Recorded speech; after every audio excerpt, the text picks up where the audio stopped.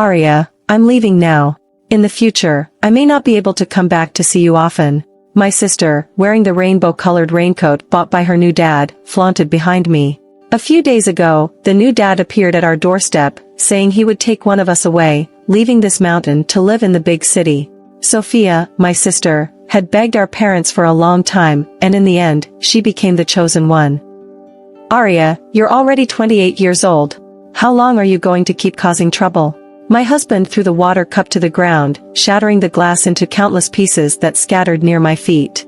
Instinctively, I stepped back. This was the first time in our many years of marriage that my husband had shown such intense anger towards me. And all because I wanted to leave our newly enrolled daughter and my busy husband to pursue my dream of volunteering in a remote area. A dream that seemed absurd and childish to him. Yes, he knew how much effort it took for me to break free from the constraints of those closed and withered mountains. Now, I finally had a clean and happy home in the big city, and I shouldn't have any lingering attachment to such places. But, Mom, my daughter's childish voice interrupted at an inappropriate moment. My husband and I turned to the slightly open door, finding our daughter with a worried and frightened expression. I'm sorry. Looking at the shattered glass on the floor, my husband, aware of his loss of control, stooped down to clean it up. I walked over to my daughter, lifted her, patted her back gently, and turned away from my husband. Lily, did anything fun happen at kindergarten today? Children's attention could easily be diverted. Lily immediately opened up, talking about her classes and new friends. Mom, in music class today, Aha performed on the drum. That's impressive. I casually responded, glancing at the cloudy night sky outside the window, still caught up in the argument with my husband. I want to learn to play the drums too, said my daughter. Snapping back to reality, I smiled gently at my daughter. Considering my current profession as a drummer, I didn't expect her to have such a keen interest in drums. Sure, this weekend, Mom will take you to my studio to play the drums. No, I want to learn today. Sweetie, it's getting late today, and the brothers and sisters at the studio will be off work. But we have drums at home, right? In my arms, Lily struggled for a moment, indicating that I should put her down. I complied, not understanding why. Lily, in her cute little shoes, ran into our bedroom, ignoring the dust on the floor, and knelt down to reach under the bed. Lily, get up quickly, it's dirty. I hurried over. Ignoring the dust, Lily pulled out a cardboard box. Imitating adults, she patted off the dust on top and then opened the box. The next moment, my hand reaching out to Lily froze in midair like an electric shock. In the box lay an old drum and somewhat rusty cymbals, accompanied by an equally worn-out drumstick. It was a gift from my sister on my 10th birthday, sent from the city. Unafraid of dirt, Lily picked up the drum and approached me, holding the drumstick with eagerness. For a moment, the memories of myself at the age of 10 overlapped with the girl in front of me.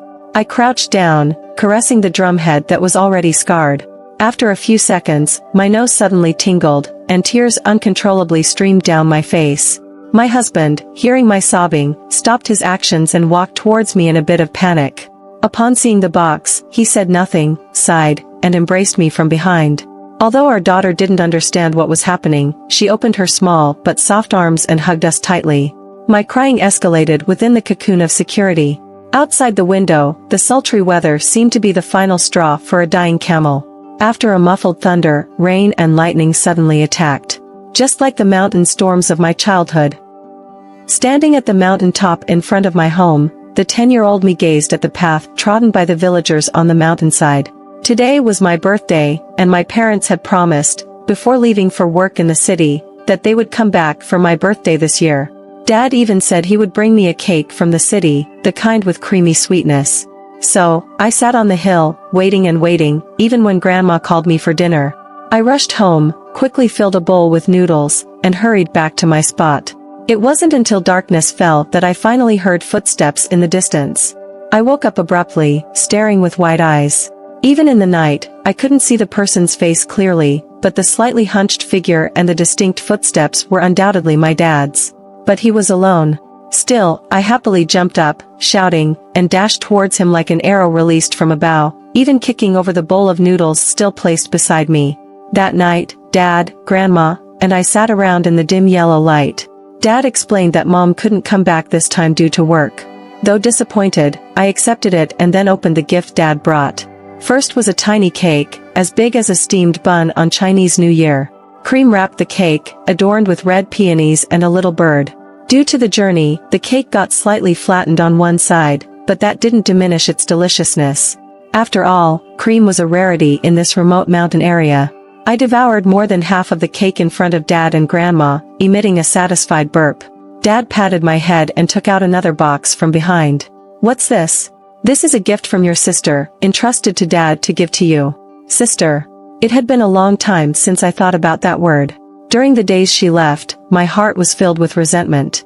According to Grandma, new Dad initially favored me because I was younger and seemingly more obedient. If it weren't for her tantrums and pleas with my parents, maybe I would have been the one taken to the big city.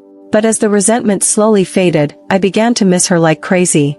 During those days, she was the one who had been with me the longest. We climbed mountains together, played around, and despite the inevitable quarrels and fights, she was always my closest family. Now, every night, I slept alone on a cold bed, often yearning for the warmth of her body curled up next to mine. Many times, I couldn't help but cry, hoping that she would come back one day. However, as the days went by, I eventually understood that her rare visits were almost equivalent to never coming back. After all, in this mountain village, where even internet cables were a luxury, apart from the mailman who came every 2 months, rarely did anyone else appear. Of course, my sister sent me letters, once a year. The letters usually contained crooked words, accompanied by a photo of her. I couldn't read, but Mom could. Every year when she came home, she would read those letters to me, telling stories of my sister's visits to amusement parks, eating delicious meat, and even seeing the sea. She said where she was, there were no mountains, only buildings as tall as mountains. People lived in those towering buildings. I fantasized about her descriptions, wondering if from there, she could see fields of dandelions and herds of cattle and sheep. In every photo, she wore beautiful clothes I had never seen, standing on city streets or in front of shops, always smiling happily. But she seemed to have stopped growing taller, still appearing short. I pasted those letters and photos on the wall with glue, looking at them every day. Dad pushed the cardboard box toward me, and Grandma handed over scissors much larger than my hands. I carefully opened the box, and what I saw made me couldn't help but exclaim, "Wow." I rushed into my dad's arms, rolling around in joy. It was a beautiful and delicate set of drums and cymbals, along with a drumstick carved with patterns. No more sneaking Grandma's rolling pin to bang on abandoned paint cans, wooden stakes, and plastic buckets. This was the first time I owned something that didn't belong entirely to the mountains. I eagerly picked up the drumstick and gently struck the drumhead. The melodious sound sent shivers through my whole body. From that moment on, the drum replaced my sister, becoming the family member that accompanied me the longest. After finishing the farm work and household chores with Grandma every day, I would carry the drum to the highest hill, drumming to the setting sun. I had no concept of melody at first, just randomly hitting the drum. Later, I slowly learned the mountain songs from the village that Grandma used to hum. I made the drum play similar rhythms. Gradually, it seemed like the drum beats came to life, harmonizing with my singing, creating beautiful melodies. This plain and repetitive life continued until I was 12. That year, my parents worked all year without coming home. Regardless of how I begged the mailman who came from afar, he no longer presented the letters my sister sent. Crying, I asked Grandma if my sister had forgotten me. But she just weakly patted my head, telling me to add more wood to the stove. She felt cold. One day, I woke up in the cold. Normally, Grandma would have already chopped wood and cooked breakfast. However, today, the house was silent, devoid of the aroma of porridge and rice. I pushed open Grandma's door and called her name several times, but she remained motionless, facing away from me. Despite the winter air being cold enough to see my breath, there was no mist near Grandma's mouth and nose. The village women helped clean Grandma's body. Men entered and exited my house, finally taking away Grandma and also carrying off a bag of rice, a bed sheet, and the last lamb in our home. I huddled by the stove, alternating between wiping tears with the back of my hand and palm, watching the adults busying around in silence. An older girl from a neighboring house came over, hugged me, and said Grandma had gone far away. I thanked her, appreciating her subtle choice of words. One day, I woke up in the cold. Normally, Grandma would have already chopped wood and cooked breakfast. However, today, the house was silent, devoid of the aroma of porridge and rice. I pushed open Grandma's door and called her name several times, but she remained motionless, facing away from me. Despite the winter air being cold enough to see my breath, there was no mist near Grandma's mouth and nose.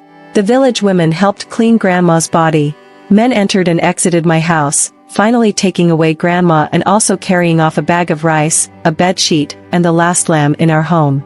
I huddled by the stove, alternating between wiping tears with the back of my hand and palm, watching the adults busying around in silence. An older girl from a neighboring house came over, hugged me, and said Grandma had gone far away. I thanked her, appreciating her subtle choice of words. The last aunt to leave took me to her home and cooked for me. In return, I helped her with chores, fearing that one day she might leave me alone like Grandma. The aunt said she had arranged for someone to send a letter to my parents in the city. Over a month later, my parents returned. They organized a belated funeral for Grandma, essentially gathering the entire village for a meal and then carving a stone tablet for her. My parents looked much older, and despite smiling and welcoming everyone, after drinking cup after cup of wine, my usually stable and simple dad unexpectedly held my mom in his arms, crying loudly in public. I sat in a corner of the feast, listening to the village elders talk about Grandma's life. They said Grandma was also an outsider who came to seek refuge with distant relatives. When she first arrived, she was a young girl, skillful and kind, the best seamstress in the village. Some suggested she find a good place and a good family to marry into, but she felt sorry for the ragged clothes of the children in the village, so she stayed. The elders said this mountain was too deep. People who came rarely went out, and those who left never returned. After the funeral, Dad had to go back to work again. This time, Mom chose to stay behind to take care of me. As they were about to leave, I finally couldn't hold back and stopped Dad, asking him why my sister hadn't sent any letters for a long time, and why she refused to come back even for Grandma's funeral. Under the setting sun, he remained silent for a long time. Eventually, Mom embraced me, turning away from my burning gaze directed at Dad. Mom explained that at the beginning of the year, my sister disappeared. They lost contact with new Dad, and there was no information about my sister. The city was too vast, and no one knew where she had gone. There were rumors that she eloped with a city boy, while others speculated that she might have been deceived by someone. Furious, I pounded on Mom, trying to break free from her tight embrace to confront Dad. However, when I finally managed to break free, Dad's figure had already vanished at the distant end of the mountain road. It was only then that I truly believed my sister had indeed left. I still play the drum on the highest hill in the village every day. I think this is the second longest thing I've persisted in, the first being missing my sister who has disappeared without a trace. My drumming skills have improved, and people from the village have started to stop and watch in the fields, involuntarily singing along with the rhythmic beat of my drum. Sometimes, when luck is on our side, birds accompany us with their melodies. I thought my days would continue like this, repeating one day into a lifetime. However, when I was 14, a sudden change altered the course of my life. Two long-lost acquaintances arrived in the village. They were a young couple dressed in clean clothes, carrying many books, pens, and intriguing gadgets, like a small box called a mobile phone. They were children who grew up in the village but later moved to the city with their parents for work and education. After graduating, they fell in love, got married, and both became teachers in the city. After saving up some money, they decided to return to the village to teach, a way of repaying the place that nurtured them. The elderly and children in the village welcomed them warmly. Each family contributed some food and meat, hosting a simple but grand welcome feast for the young couple. A few strong middle-aged men quickly erected a house in a corner of the village, and that's how our village got its own school. All the children were sent to study. Mr. Gua, the male teacher, taught arithmetic and drawing, while Ms. Lee, the female teacher, taught literacy and singing. On days when there was no farm work to be done, many adults would come and lean against the window to attend classes. However, they were much clumsier than us. Their thick and clumsy fingers always struggled to hold the small pencil properly. I started learning to read and write, and I also began to understand what music was. Ms. Lee sang beautifully, but I had never heard the songs she sang. One day after class, as usual, I was playing the drum on the hill. The adults in the fields below were singing along loudly with my drumming. Immersed in the moment, I closed my eyes and played more joyfully and freely. When I opened my eyes again, Ms. Lee was standing not far away, recording me with her mobile phone. Seeing me put down the drumstick, she walked towards me with a smile, encouragingly patting my head. "Aria, where did you learn to play the drum?" she asked. I replied that I learned from the mountain songs. Ms. Lee asked a couple more questions before understanding that mountain songs meant songs and not some local guy named Sanjii in the village. She also asked where I got the drum, and I told her it was a gift from my sister in the city. "Aria, you have great musical talent. Staying here is truly a waste," she exclaimed, eagerly pulling me to find Mr. Gua. In front of him, I played my self-created rhythm once again. After listening, Mr. Gua's eyes were filled with astonishment. The next day, he cancelled the original curriculum and took Ms. Lee to the city. They said they were looking for a place with internet, not the fishing net in the village, and would be back in a couple of days. People in the village were afraid they wouldn't return, thinking they might find the village conditions too poor. So, they brought out the best food from their homes. One woman even wanted to slaughter the last cow in her house. However, Mr. Gua stopped her, assuring that they would definitely come back. In less than a week, they did return. Ms. Lee rushed into my house, hugging me and twirling around. She showed me a video on her phone, a recording from that day on the hill when I was playing the drum. She told my mom that she had uploaded the video online, and tens of thousands of people had liked it. Both my mom and I listened in a daze. Still, my mom, having been outside, probably understood. In short, many people liked the way I played the drum. This made me blush. Ms. Lee said that this time, only Mr. Gua would stay behind to continue teaching. She wanted to take me out, let me go to school, learn music, and maybe become a musician or a music teacher in the future. Compared to the other children in the mountains, I was more likely to go out. This return was to seek the opinions of my mom and me. Where to? I tugged at Ms. Lee's sleeve. Outside the mountains, in the city. A trace of excitement appeared on my face. Outside the mountains, in the big city, the places my sister had once been to. My mom's face showed both joy and worry. They talked all night, and when dawn came, my mom and Ms. Lee walked out of the door, waking me up. "Aria, what do you think?" I looked at my mom, half awake. She seemed to have just cried. "Can I see my sister in the big city?" Ms. Lee smiled and answered honestly, "Not necessarily. But if you stay here, you definitely won't." I looked at my mom, she wiped the corner of her eye and nodded. So, my mom packed my luggage for me, 2 big bags, one filled with clothes and miscellaneous items, the other with my sister's letters, photos, and the drum. Ms. Lee held my hand and walked up the familiar mountain path. At the end of the path, I stopped and looked back at the distant hill. No one was playing the drum there, only my mom's slender figure, like a swaying mountain flower on the verge of falling. I never thought of going to a big city, especially not such a long journey. After walking for most of the day, we walked out of the mountains and hailed a cargo tricycle, reaching a nearby town late at night. After staying overnight in a small inn with Ms. Lee, we boarded a long-distance bus, spending a whole day in the swaying vehicle. In the evening, at the train station, Ms. Lee tightly held my hand, leading me into a green train. It wasn't until the 3rd night that we reached our destination. This city was not only Ms. Lee's living place but also where my dad worked. Before I left, my mom told Ms. Lee my dad's work address. After resting for a night, early the next day, Ms. Lee took me to meet my dad, who was unaware of my arrival. Deep down, I harbored resentment. I resented him for losing my sister, for always staying away from home for so long, leaving me and my mom in that impoverished place to experience the bustling city life alone.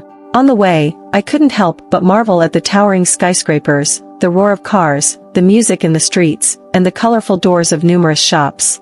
There were many children here, but their companions were not cattle, sheep, trees, and plants, but rather smartphones, cars, and other equally elegant children. They reminded me of my sister in the photos. Ms. Lee explained that these children lived in large houses, attended big schools, and played big drums. I would soon be like them.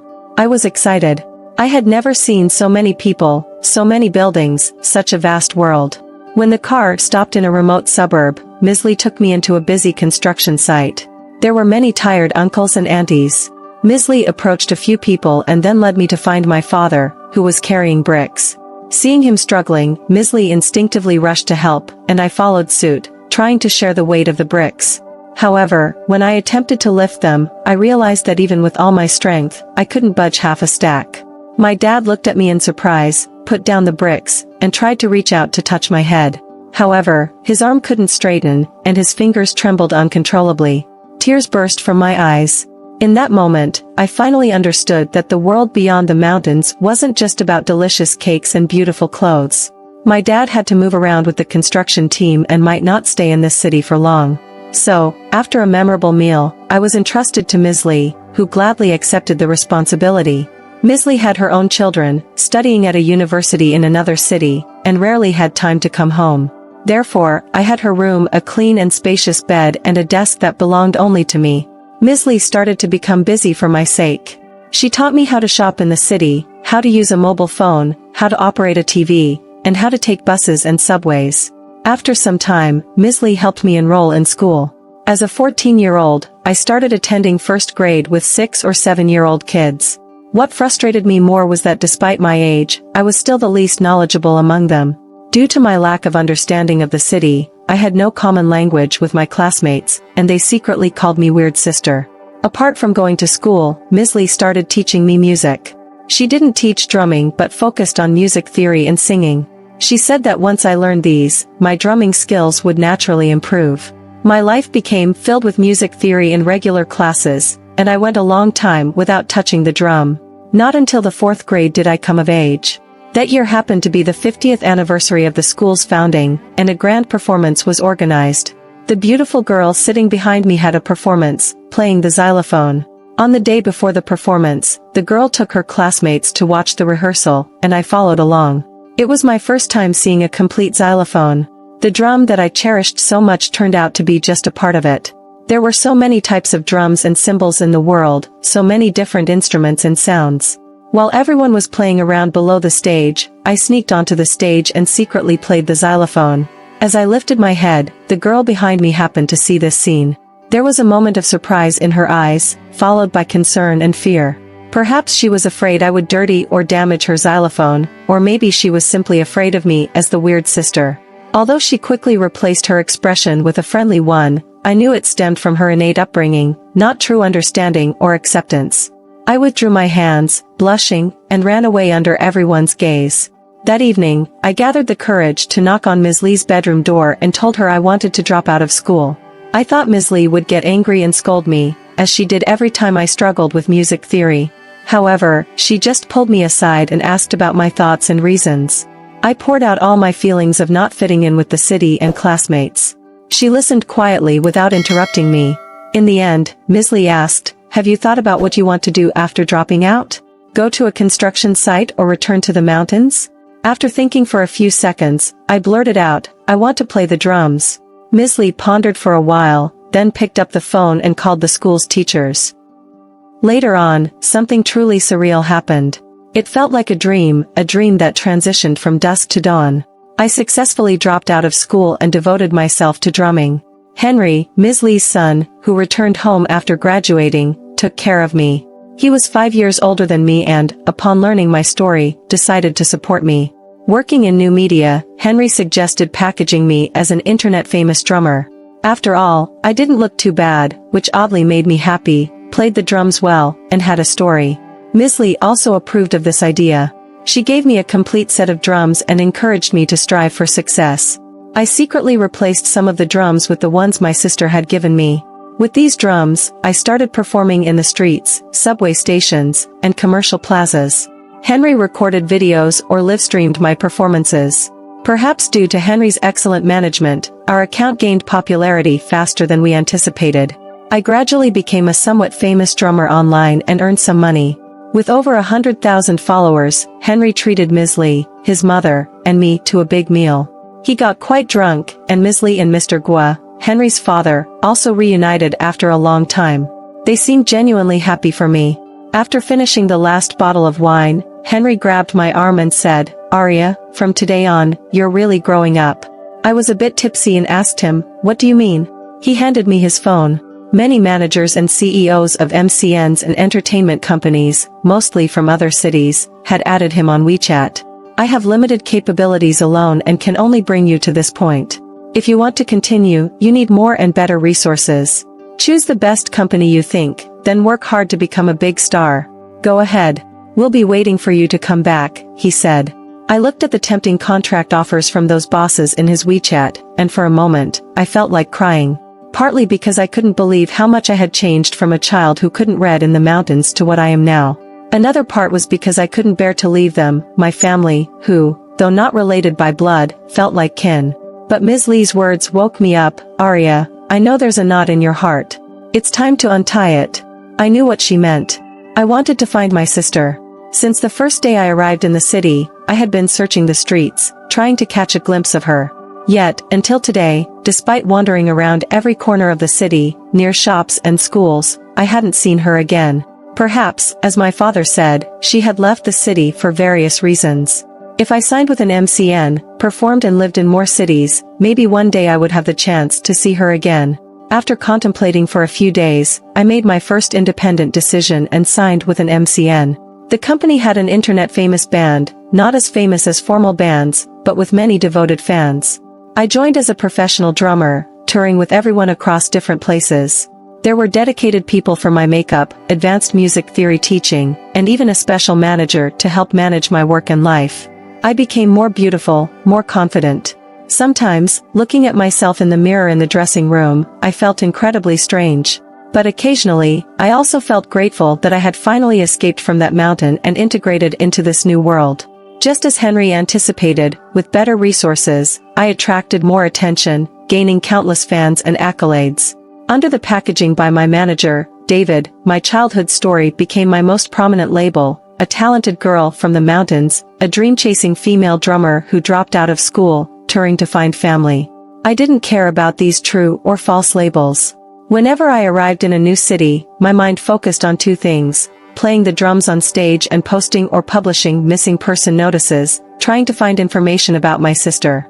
Slowly, with David's help or rather publicity, more people joined the road to help me find my sister. Initially, it was friends, colleagues, then fans, and later even media outlets actively came forward to assist. At the age of 22, our band embarked on a nationwide tour. This grand and sustained performance brought us countless fans and attention. I thought everything was developing in a positive direction, but fate had other plans. At the last stop of the tour, that incident occurred. The final performance was incredibly successful, with many songs prompting a chorus from the entire audience even after the show had ended. Even though the performance was over, the audience below continued to shout the names of the band members, including me. All band members, including me, were deeply moved. I stood up beside the drum set, bowing to thank everyone. The spotlight on the stage swayed, suddenly gathering on me. "Hello, everyone." David's voice echoed behind me. He walked onto the stage and stopped beside me. "Thank you to all the fans for your enthusiasm today. Today, besides being the last stop of this year's tour, it also holds special significance. Today is the 2-year anniversary of our drummer Aria joining the band." Cheers erupted from the fans below. Before this special anniversary arrived, we internally considered many gift options, but in the end, we unanimously agreed that there's only one gift Aria wants the most. I threw a perplexed look at David, who wore a proud expression. Today, we invited a special guest to the scene. The spotlight instantly moved away from me. After a moment, the light gathered in a corner of the audience. A woman of similar age to me stood in the center of the crowd, tearfully looking at me. "I believe everyone has heard Aria's story." David draped his arm over my shoulder and patted me. "For her, the most precious and beautiful gift is helping her find the sister she has been longing for." Sister. My brain momentarily went into a freeze. I looked towards the woman in the crowd. She had a slender figure, slightly taller than me. Her slightly round face and soft long hair did resemble my sister from my memories. Under the concentrated light, it was apparent that she had applied subtle but refined makeup. Her fashion sense also indicated she had been living in a big city for many years. Perhaps, after not seeing each other for over a decade, I couldn't recognize her identity with just this gaze. Her face was projected onto the large screen of the stage in front of a myriad of fans and media journalists, all snapping pictures at their cameras and phones. A staff member in the audience handed her a microphone. "Aria, it's me." I suppose my nose should have tingled. However, when her voice came through the microphone, my heart immediately felt like it had been doused in cold water. Perhaps after more than a decade, my sister's appearance and attire might have changed. Living in the big city, she might have learned delicate makeup and trendy dressing. But even if a person corrected their regional accent, it was challenging for the articulation and tone of their speech to undergo fundamental changes. The woman speaking now had a soft and magnetic tone, completely different from the robust and vigorous voice of my sister who used to sing mountain songs. A perplexed and flustered expression appeared on my face. At that very moment, David forcefully squeezed my shoulder and shot me a profound look. David said, "I heard that your sister came to the venue today with a wish."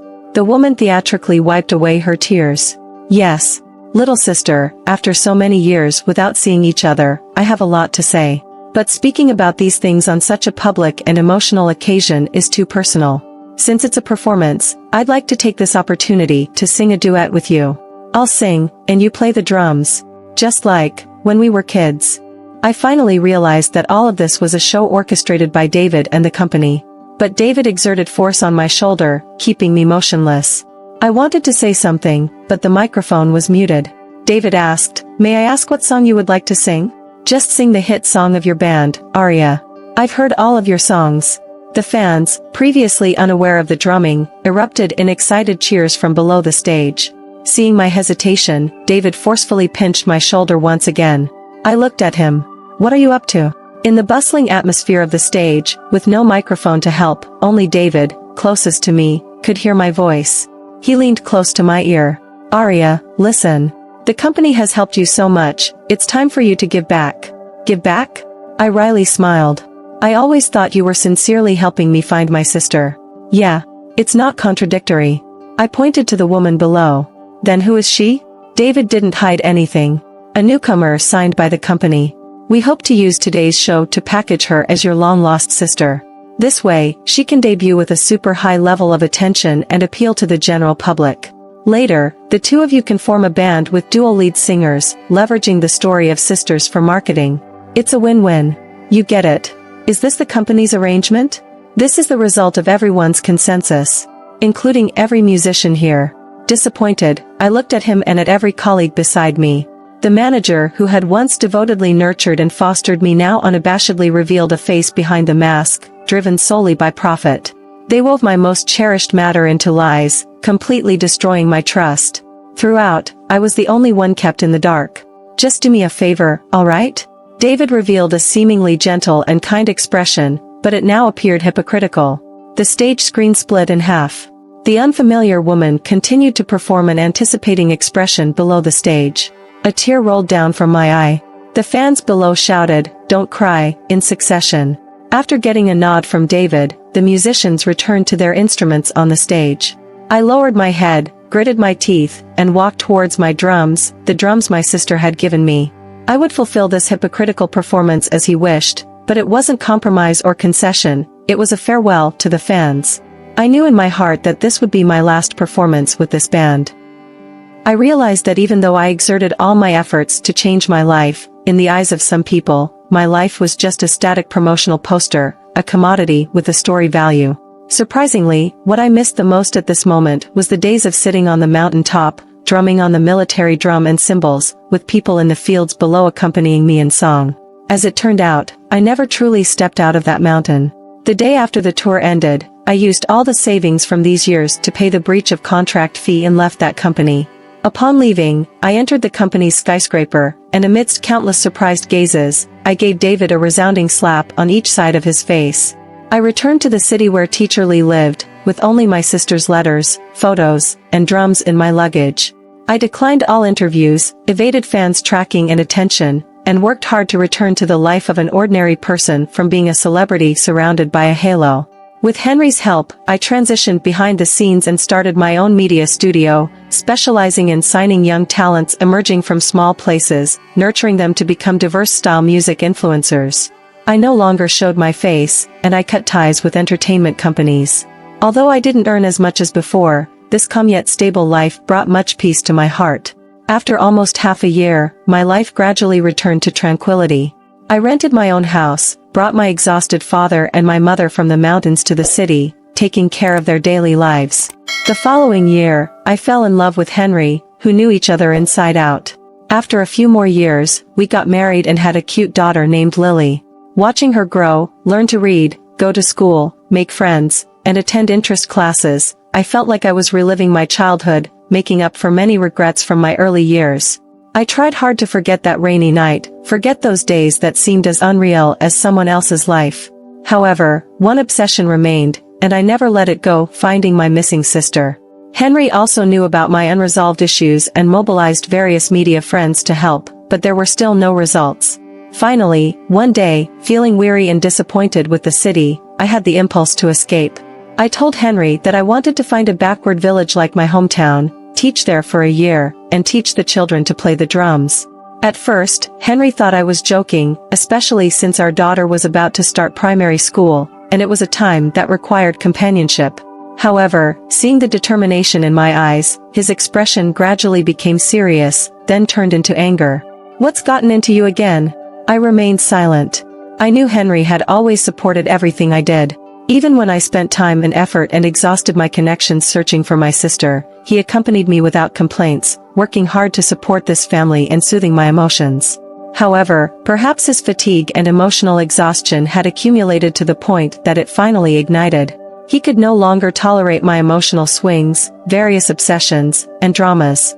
He got angry with me. For a moment, I wavered, wanting to truly let go of my obsession, forget about the mountain and my sister, and cherish the present. Until, my daughter pulled out that drum from under the bed, the one I had kept sealed in my memories and dared not touch lightly. Seeing it, Henry's heartache for me overcame his reproach. Just like that drunken night many years ago, he gently rubbed my hair and said, "Go. We'll be waiting for you to come back." I embarked on the journey to teach. To avoid worrying my parents, Henry covered for me, telling them that I was on a performance tour. Instead of choosing a mountainous area like my hometown, I went to a sparsely populated island fishing village.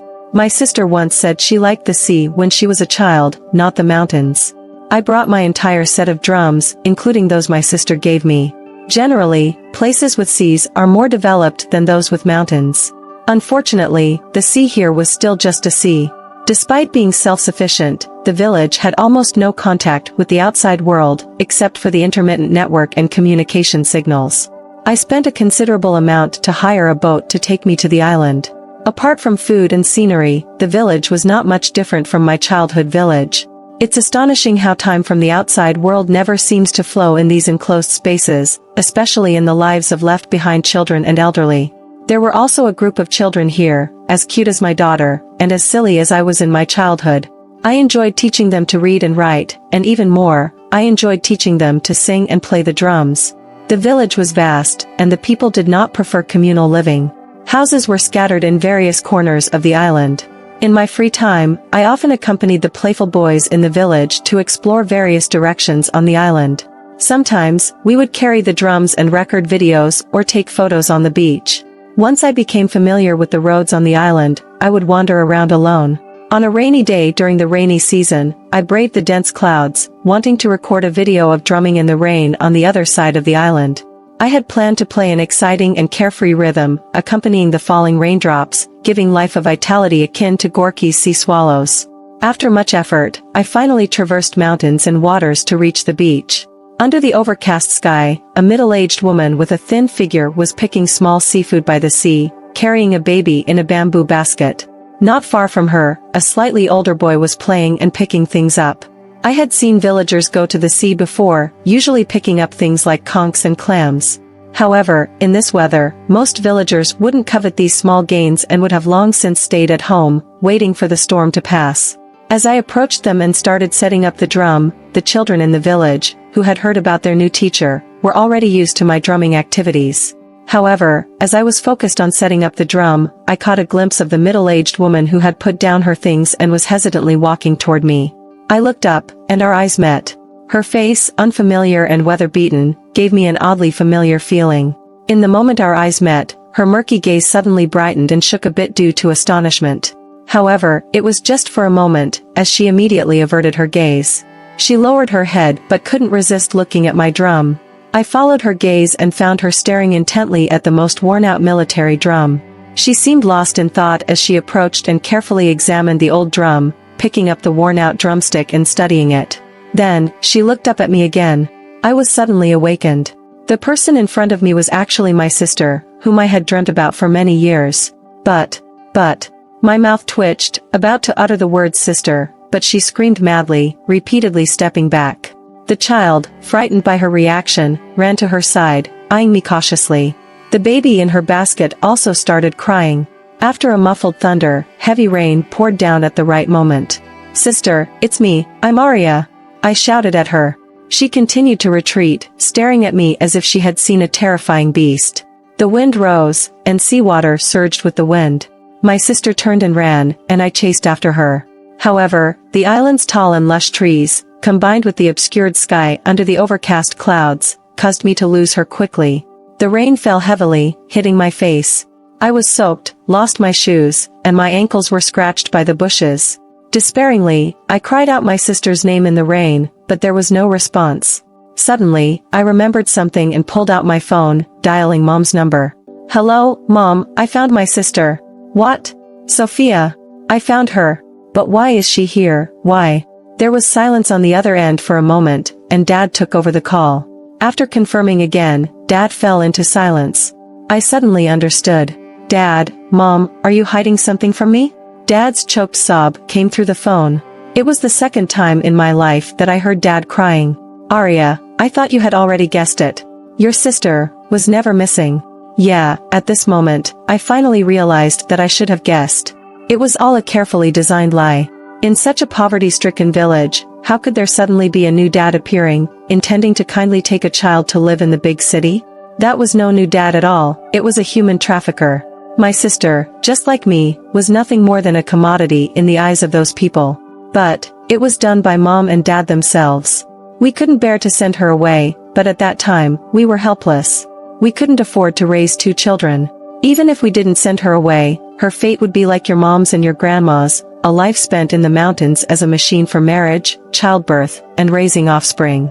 In that backward place, where male superiority prevailed, and in such remote mountains, it was indeed challenging for women to find opportunities to leave. "So you sold her to another unseen place and let her go through all this alone?"